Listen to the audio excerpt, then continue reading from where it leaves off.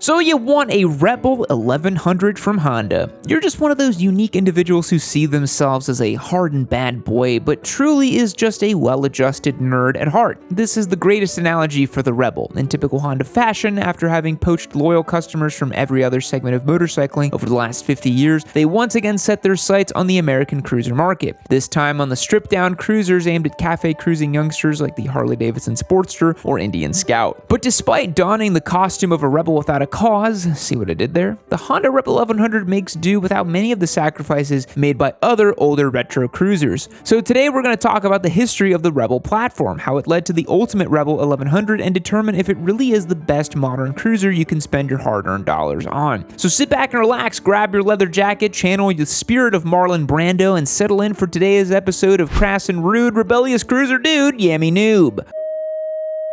This Triumph Trident 660 is being given away over at yammynoob.co, but you have a very limited time to get entered to win. This is one of our 2-week giveaways. So that means on November 20th, that's the last day you have to get entered, and that is it. Head over to the store and get yourself 5x entries to win by purchasing something. Every dollar you spend will get you 5x entries to win this incredible Triumph Trident 660. If you've been wanting an awesome first motorcycle, or you're trying to size up and get your second motorcycle, the Triumph Trident 660 really fits the bill. Head over to yammynoob.co and get started today. We can't talk about the Rebel 1100 without taking a moment to fondly reminisce about the Rebel that started it all, the humble Rebel 250. By most standards, the Rebel 250 should have been discontinued many times over. It was slow, kinda ugly, and a little dumb, but it managed to be sold by the thousands for like 40 years. The only thing the Rebel 250 was rebelling against was the idea of an objectively good motorcycle, but it's been used by thousands and loved by many since then. And since 1985, Honda produced the Rebel 250 in an effort to draw a younger demographic to the world of motorcycling. It's uncertain whether Honda accurately gauged the interests of young people at the time, as the Rebel 250 was characterized by its small size, limited speed, and perceived dullness. It was never what you would consider to be an exciting motorcycle. Many young people were just built different in the mid-80s, being more attracted to power ballads than those brown alarm clocks that everyone's parents had when you were a kid. Seriously, what was up with that? Did they only make like one alarm clock in those days? Because everybody's parents had one of those suckers. If you were born between 1985 and 1995, you know the clock I'm talking about. Anyway, you might have experienced the Rebel 250 firsthand if you took an MSF course. You probably swung a leg over and found yourself thinking, I expected a motorcycle to be everything other than this. Now, despite the drawbacks, the Rebel 250 proved a remarkably successful bike. It was manufactured until 2016.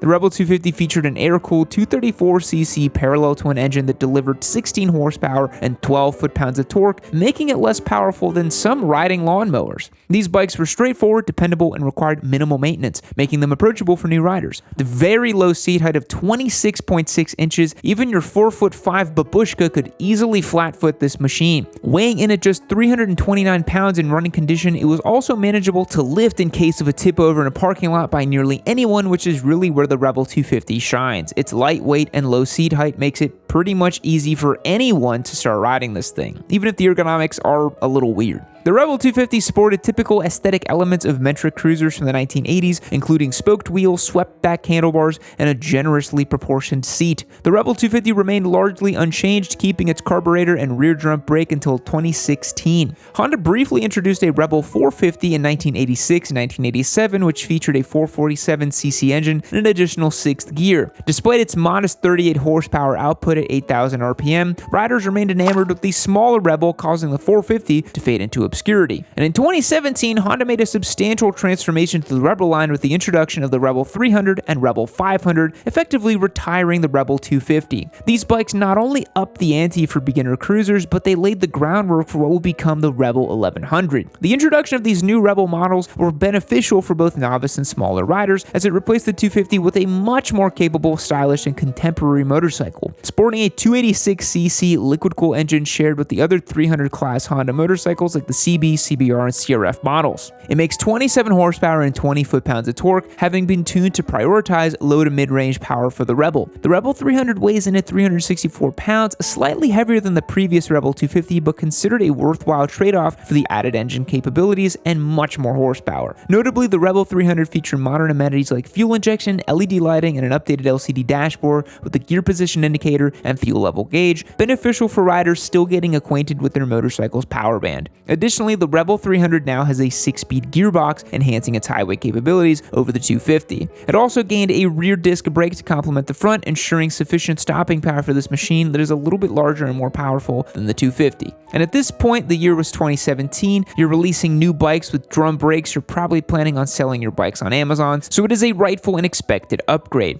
After the 2019 model year, the Rebel received a slipper assist clutch, preventing wheel lockup when the noobs downshifted a little too aggressively. Aesthetically, the Rebel 300 is a far cry from its predecessor, which could be likened to a budget version of a Harley-Davidson. Instead, it featured the contemporary blacked-out bobber-style characteristics of larger modern cruisers, and with its stripped-down appearance, chunky front tire, and solo seat, most onlookers wouldn't immediately peg it as a beginner bike. The Rebel 300 stands as a stylish, modern entry-level cruiser, but for those seeking a little bit more power to grow into, the slightly larger Rebel 500 offers better value. The Rebel 500 is essentially the same motorcycle as the Rebel 300 except for the larger engine. Powered by a 471cc parallel twin borrowed from Honda CB and CBR 500 models. It received 47 horsepower and 33 foot-pounds of torque. Both the 500 and 300 maintain the same accessible 27-inch seat height, with the 500 weighing a bit more at 420 pounds when fully equipped. Despite this, the Rebel 500 remains a highly approachable option, and in my view, a better choice for beginners than the 300.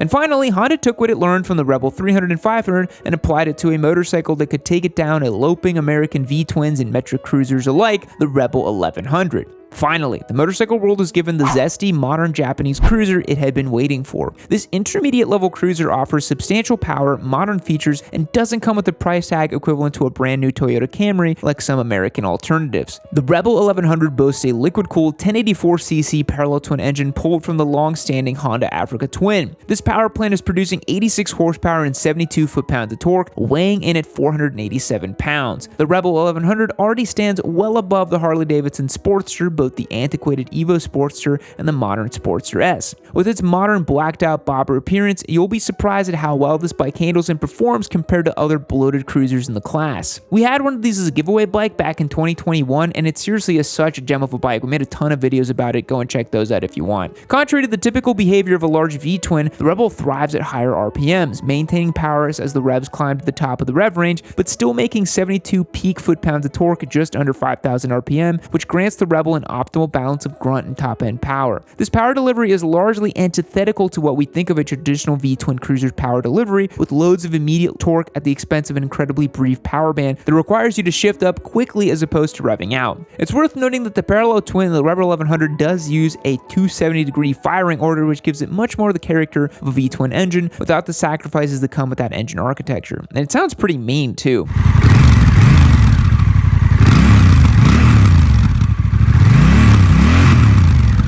Power delivery on the Rebel contributes to an improved riding experience compared to some of its more dated counterparts. Although suspension doesn't introduce groundbreaking technology, the reservoir Showa shocks in the rear provide a sporty aesthetic, and overall it's a rather sporty and agile cruiser. The 1100 comes equipped with premium features like cruise control and selectable ride modes, setting it apart from other cruisers. The bike is priced at just $9,499 on the showroom floor. So, if you want a Rebel 1100, what other motorcycles may you be considering? The biggest sacrifice, if you could even call it that you'd be making with the Rebel 1100 compared to some other cruisers in this style is the lack of buzzwords like retro, heritage, character, and charm. While these characteristics are often ill-defined, most riders know it when they see it and can immediately tell whether they're attracted to it or not. For instance, if you put a Rebel 1100 and a Sportster 1200 side by side and ride each just around the block once, just about any rider is going to immediately know where their preference is aligned. The Rebel is a more highly tuned machine, much more modern, and it isn't a bike that's going to fight you as you rev it out or lean it over on the side of the tire. It is well built and very buttoned up, but like any motorcycle, cruisers in particular can be opened up with a simple slip-on exhaust. Whereas after one block on an Evo Sportster, it will be fighting you the whole time. Its behavior will imply sentences like, no, 4,000 RPM, please stop, it hurts, shift now. Or when you apply the brakes, it'll say, wait, you wanted to stop?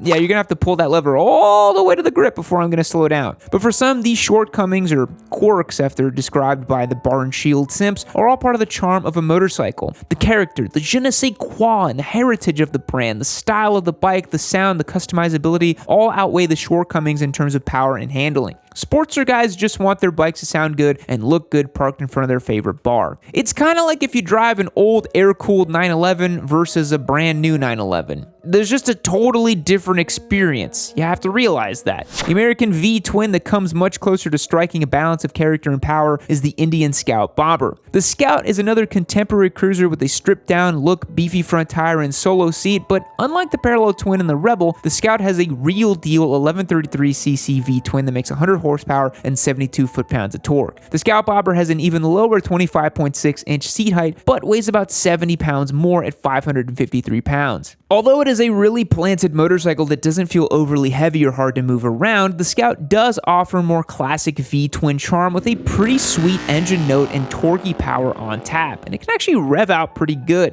Honestly, it's kind of the best of both worlds. But unlike V-twins of yore, the Scout Bobber responds well to high RPMs and has a modern liquid-cooled engine. Throughout motorcycle history, Japanese manufacturers have always been far more value-driven, providing a better motorcycle at a cheaper price. And that's what we see here today when we compare the Rebel 1100 to the Scout Bobber. The Scout Bobber is going to run you $12,249 before ABS, a feature that comes standard on the Rebel 1100. It might take a lot of soul-searching to determine if an additional $3,000 is worth the little extra horsepower and character you're going to get from the Scout. The Harley-Davidson Nightster 975 is pretty similar to the Rebel 1100 as well. It has many of the same stylistic design choices and makes pretty comparable power. It uses a liquid-cooled 975cc Rev Max engine that makes 90 horsepower and 70 foot-pounds of torque. So the tables have actually turned for once, with Honda making a slightly less top-end horsepower and more torque from the Nightster. The Nightster has more tech features than you might expect for an entry-level bike, entry-level being in quotations there because motorcycles from Harley-Davidson are never entry-level, including ABS and traction control. Although the Rebel 1100 is more technologically advanced with switchable ride modes, ABS and wheelie control, and even cruise control. The Nightster and Rebel may be matched in a few areas, but again, Honda has the HD beat on price by a landslide. Remember, the Honda Rebel costs just $9,500, whereas the Nightster has an MSRP of $13,499, which is quite a pill to swallow.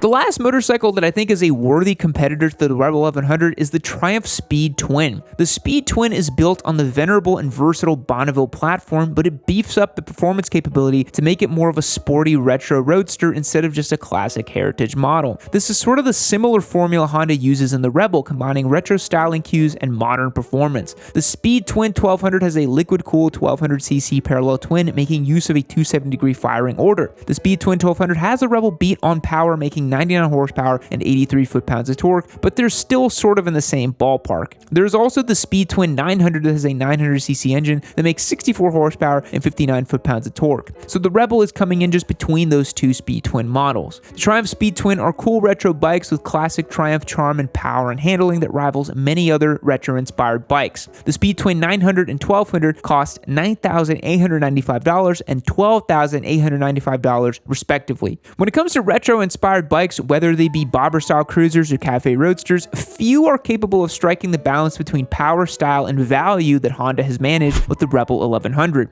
Honda is always great at making motorcycles that on paper are irrefutably better, but there are plenty of unquantifiable characteristics that make a motorcycle more attractive to certain riders. The sound, the legacy, the good old look-back factor. So if you're hard-pressed to find the best motorcycle for value according to spec sheet metrics, you don't need to look much further than the Rebel 1100. But if you find yourself willing to spend a little bit more for a certain look or a certain name on the badging or a certain indescribable X factor, you might have to do a little bit more soul searching. Thanks for making it to the end of the video. Any Rebel 1100 riders in the audience, let me know what you think of the bike down below in the comments, and be sure to subscribe if you haven't yet, and I will catch you later. Fact: Ibn al-Haytham, an Arab scientist during the Islamic Golden Age, is often hailed as the pioneer of optics. His experiments and studies on light, refraction, and the camera obscura laid the foundation for modern optics, influencing scientists like Johannes Kepler and René Descartes long before the significant advancements in Europe.